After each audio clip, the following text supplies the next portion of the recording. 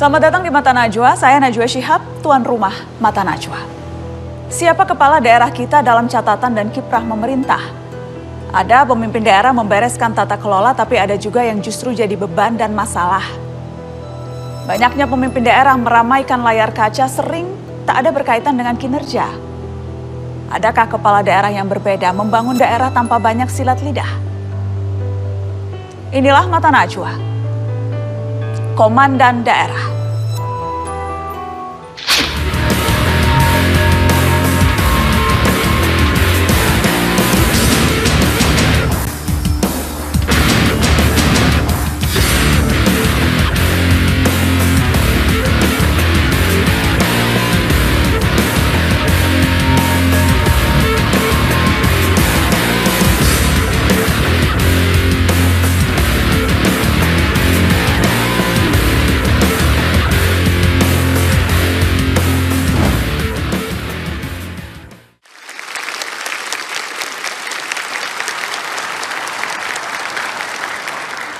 Pemirsa, ia menjadi orang nomor 1 di Nusa Tenggara Barat pada usia yang masih sangat muda.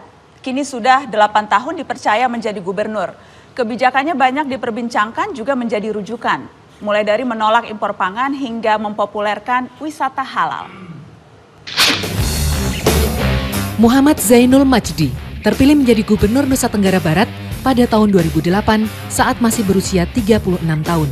Bahkan saat itu memecahkan rekor muri sebagai gubernur termuda. Majdi yang juga dikenal dengan nama Tuan Guru Bajang, saat ini kembali memimpin Nusa Tenggara Barat dengan diusung 7 partai politik.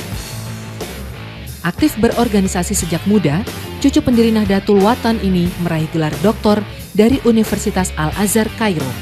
Sang Tuan Guru Bajang berhasil melalui ujian di universitas ternama di Mesir itu dalam bidang tahfiz Al-Quran sebanyak 12 juz.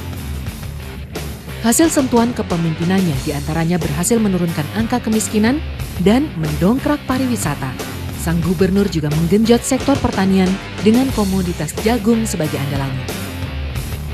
Atas inovasi ini beragam penghargaan berhasil diraih Provinsi Nusa Tenggara Barat, salah satunya juara pertama kategori provinsi dengan laju pembangunan milenium MDGs terbaik.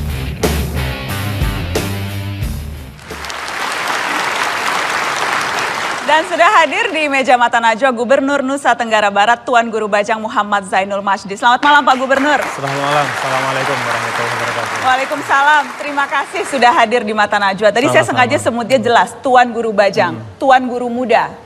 Karena dulu Kiai. Atau masih merasa Kiai sekarang atau sudah merasa Gubernur? Sudah 8 tahun soalnya.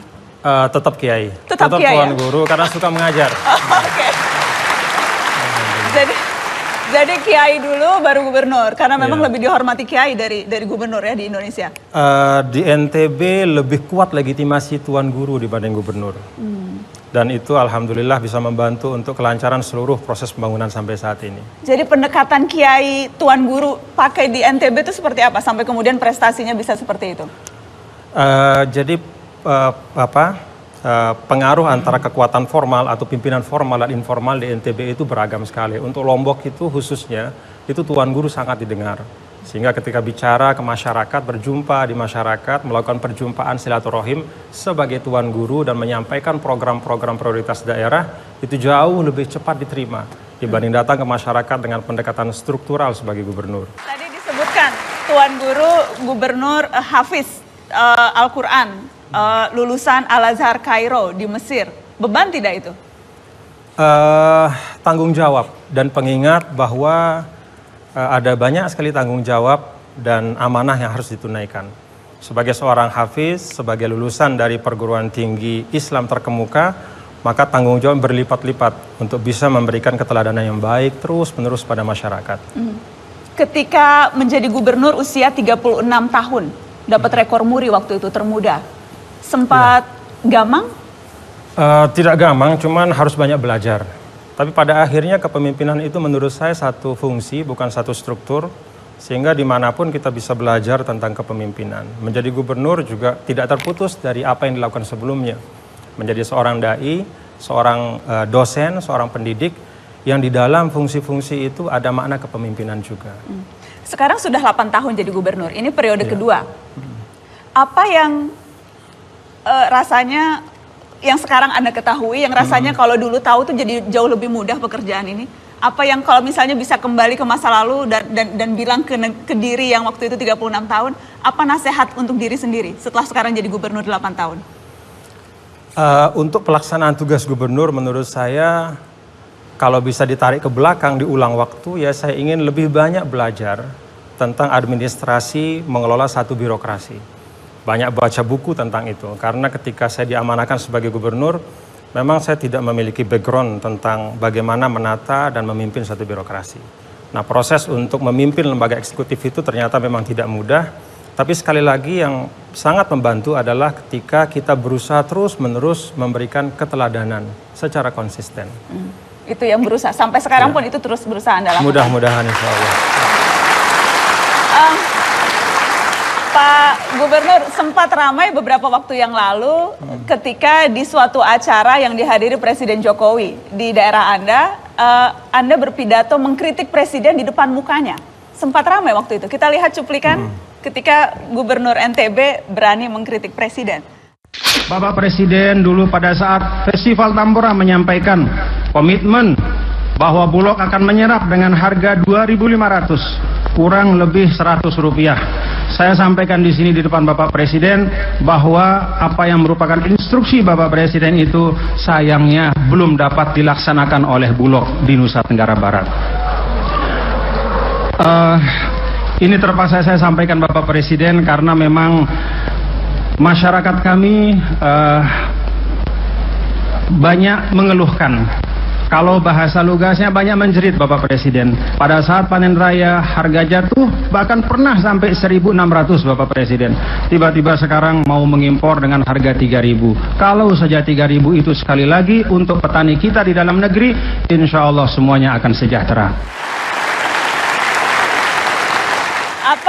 Apa konsekuensi dari pidato Anda itu, Pak Gubernur? Alhamdulillah, Mbak Najwa, bahwa setelah bicara itu, Presiden Jokowi kemudian mengeluarkan perpres yang memberikan harga pembelian pemerintah pada Rp3.150. Jadi lebih tinggi bahkan dari rencana awal. Jadi bahkan lebih tinggi dari apa yang beliau komitmenkan di awal. Itu selang berapa lama setelah Anda pidato di depan Pak Jokowi? Rasanya tidak lama. Tidak lama. Sekitar 1 atau 2 bulan paling lama. Bapak Menteri Pertanian langsung menelpon saya dan mengatakan, Pak Gubernur, alhamdulillah Presiden sudah tanda tangan dan kita bisa tenang, ada jaring pengaman harga untuk para petani jagung kita. Dan hubungan NTB dan pusat Anda tidak merasa ada ganjalan setelah itu? Justru saya merasa bahwa Bapak Presiden kemudian lebih terbuka dan lebih banyak bicara hati ke hati dengan seluruh komponen masyarakat NTB. Dan bahkan setelah itu lebih sering lagi beliau datang. Hati ke hatinya apa misalnya? Menanyakan apa kebutuhan real kita di NTB. Ketika bicara tentang infrastruktur, apa sih infrastruktur utama yang kita perlukan di NTB.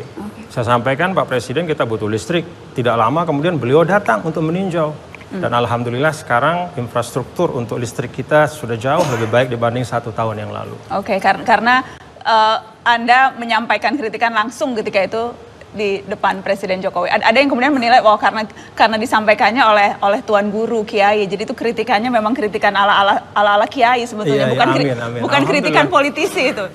Iya, menurut saya Mbak Najwa, bahwa selain substansi yang baik yang kita pastikan ada kemaslahatan untuk masyarakat, kita juga harus memastikan bahwa menyampaikannya pun harus dengan cara yang baik.